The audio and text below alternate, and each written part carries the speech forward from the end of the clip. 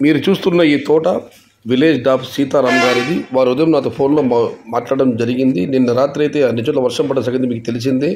వీకోట దగ్గర వడగళ్ళ వర్షం కురిసింది. కానీ ఉదాహరణతో చెప్పడం జరిగింది. ఈడిగపల్లిలో కొండ ప్రాంత అటవీ ప్రాంతంలో ఆయన తోట 6 ఎకరాలు ఉంది.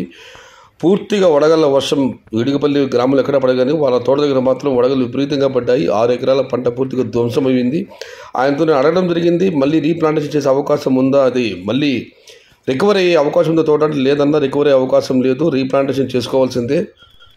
గతంలో అయితే దేవుడి దేవుళ్ళ నాకు కాస్త కోస్త ఆదాయం జరిగింది. ఈ సంవత్సరం పోయింది. ప్రకృతి విరుద్ధం మనం ఏమీ చేయలేము అని ఆయన చెప్పడం జరిగింది.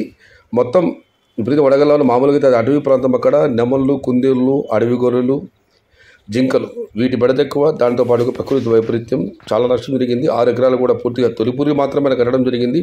పూర్తిగా ధ్వంసమైంది. ఆ దృశ్యాలు మీకోసం తర్వాత వీడియోలో చూడండి.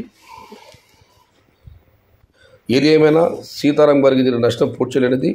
రీప్లాంటేషన్లో అయినా ఆయనకు మంచి జరగాలని, మంచి ధరలు రావాలని ఆ భగవంతుని మనస్ఫూర్తిగా ప్రార్థిస్తూ వడగల వర్షంతో దెబ్బతిన్న ఆయన టమోటా తోట యొక్క దృశ్యాలు మీకోసం చూడండి.